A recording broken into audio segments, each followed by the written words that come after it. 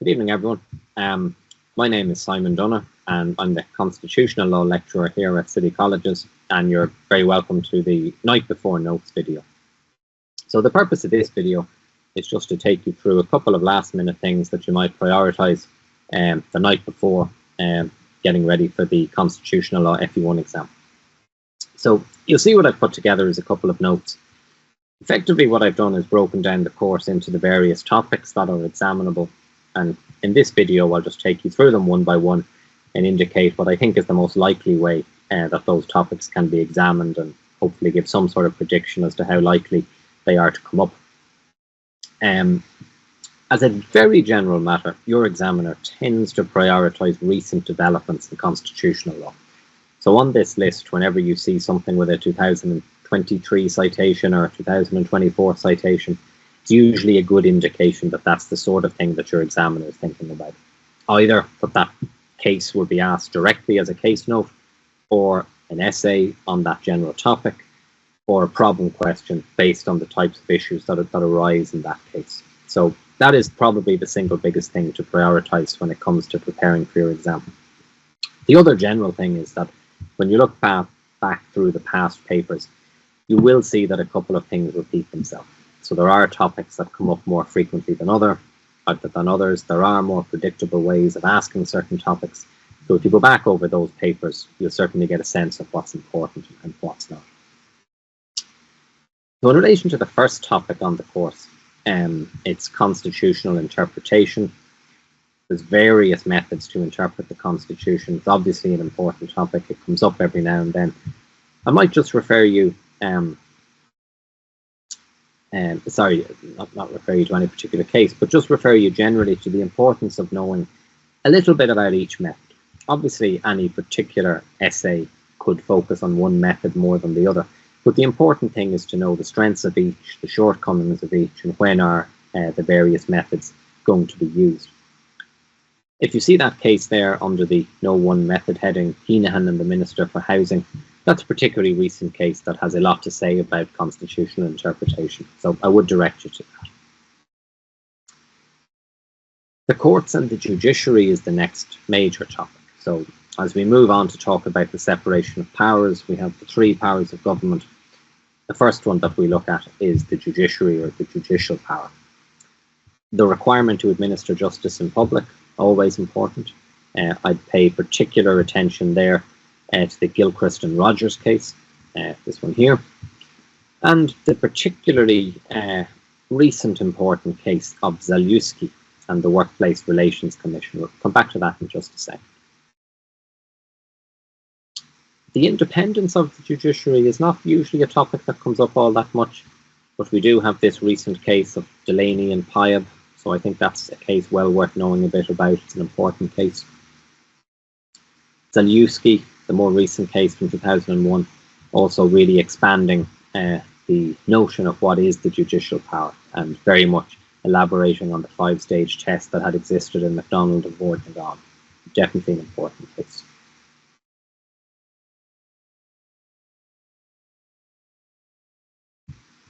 Cassidy, might just note as we pass it, not the most important case in the world, but there have been two problem questions that have looked at that issue as to whether a freezing order on a bank account is a judicial function. That's a case well worth picking out. The next topic is the legislature, so the legislative branch. I mean, that's always an important topic, and there's a lot of big cases in this topic. So this is an area which you can really see being examined in every type of way, but there's a lot of cases that are important.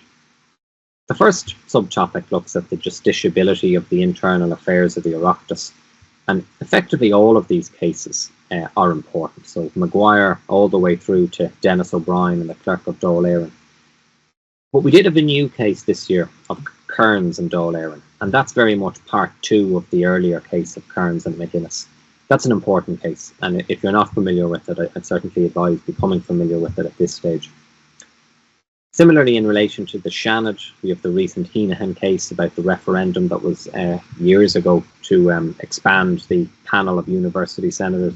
That's an important recent case. The non-delegation doctrine is always important. I think it's the most frequently examined topic, so it's an essential topic to be aware of.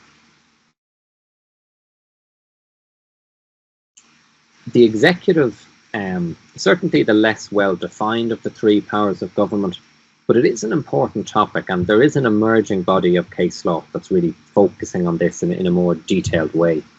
So the case of Burke, a very important case on the nature of the executive power itself, but also an essential case on the threshold for reviewing executive action. So they're the kind of the two modern aspects of this whole area. An expanding definition of what executive power is, but also greater clarity on the threshold and the test for how the courts would review decisions of the executive. So I would certainly direct you to the Burke decision. Entering into international agreements, always important. That's a classic executive function, very much with its own case law surrounding it, but that's a very examinable topic, and I definitely advise being familiar with it.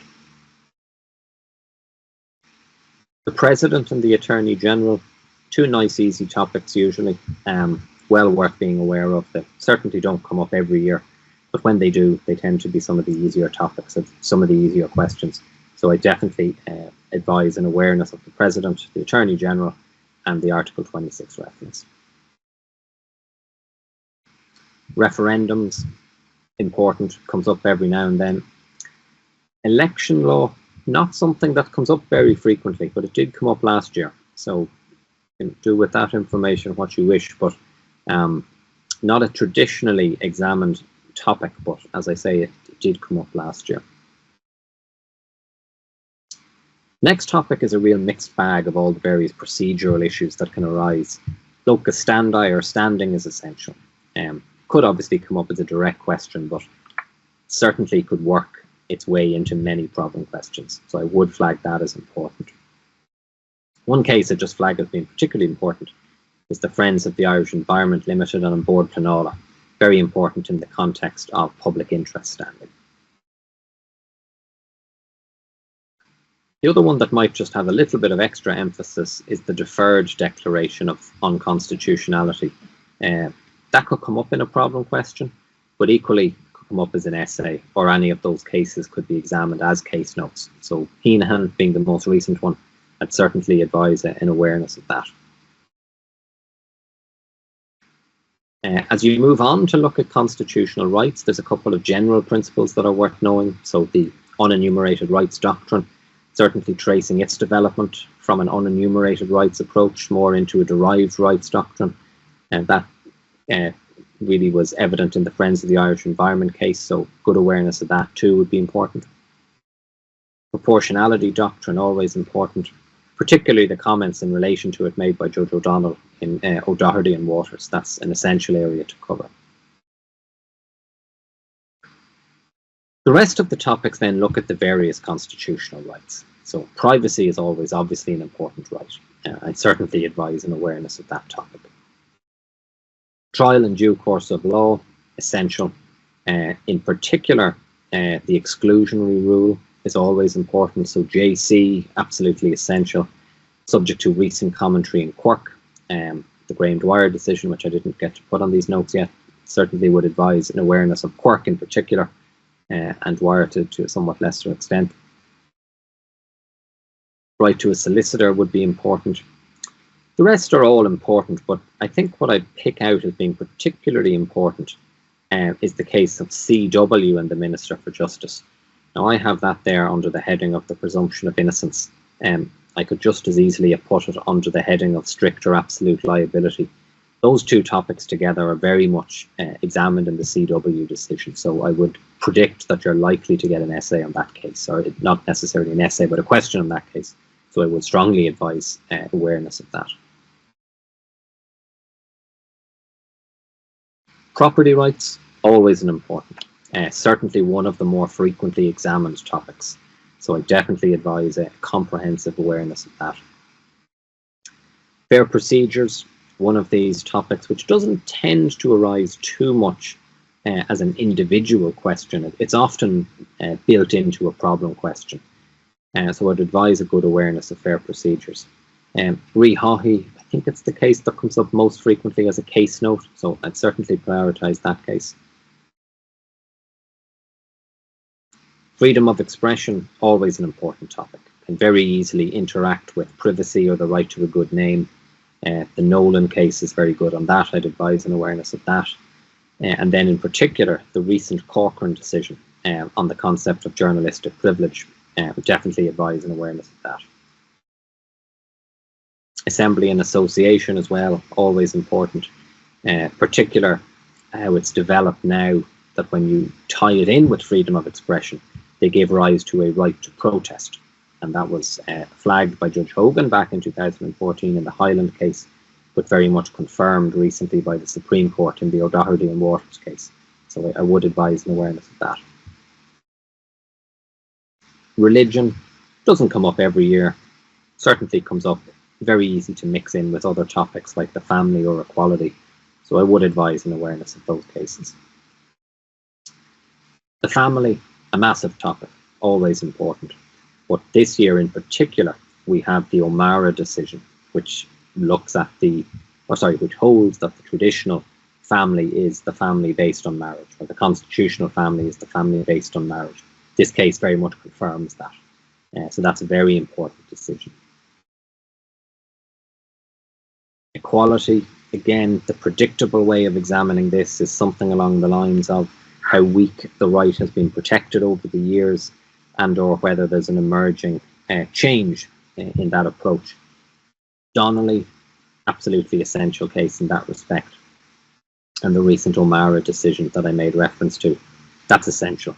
It's really a very, very important case that spans this topic as well as marriage and family rights. So I strongly advise an awareness of that case. Right to life, bodily integrity, and then the associated principle of the right to refuse medical treatment, always important. Certainly some problem questions come up on the refusal of medical treatment or food in prison. It's an important topic. Right to liberty, traditionally not the most examined topic, but obviously every topic is fair game and certainly could come up, but certainly not the most examinable topic in the world. So that was just a quick run through of the various topics, flagging what I think are the most important cases to be aware of and the most important topics to focus on. Effectively, and in summary, the traditionally examined topics that come up a lot, so the non-delegation, property rights, freedom of expression, principles of locus standi, they're always important.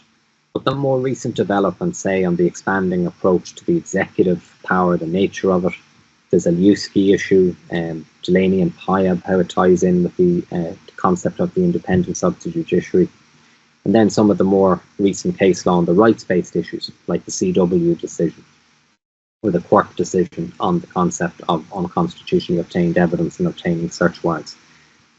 That's, I think, the sort of stuff I would prioritise for this year. I'll just add into that mix the Heenan decision, which spans a few topics, the Shannon constitutional interpretation and the deferred declaration of unconstitutionality. I think that would be a starting point in terms of where to prioritise for this particular exam. So other than that, I hope that video was of some use, and I just wish you the best of luck in the exam.